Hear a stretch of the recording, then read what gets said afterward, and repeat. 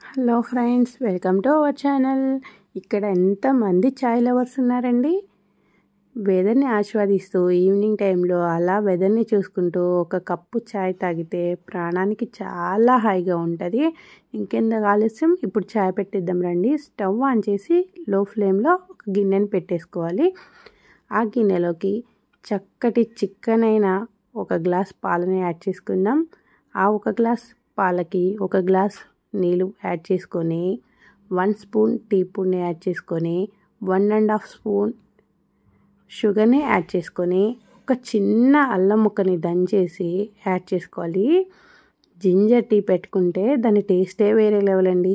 కొంచెం మనం చిన్నగా దంచిన జింజర్ని యాడ్ చేసుకొని 2 యాలకుల్ని జోడించామంటే రుచి ఒక లెవెల్లో ఉంటుందండి. దానిని లో ఫ్లేమ్లో చక్కగా మరిగించి టీని మరిగించాలండి. టీని మరిగిస్తేనే మనకి టేస్ట్ ఎప్పుడు బాగుంటుందండి. అలా పెట్టేసి ఇలా తీయకూడదు. టీని ఖచ్చితంగా మనం 10 మినిట్స్ వరకు మరగనిచ్చాలి. ఇంకెందుకు ఆలస్యం, వడపోసేసుకుందాం. ఈ గ్లాస్లోకి ఇలా స్ట్రైనర్తో వడకట్టేసేసి గ్లాస్లోకి తీసుకున్నాక ఒక గ్లాస్ నుంచి ఇంకో గ్లాస్కి ఇలా తిరగొట్టాలండి. అప్పుడే మనకి టీ టేస్ట్ అనేది చాలా బాగుంటుంది. చూడండి వెదర్ ఎంత బాగుందో.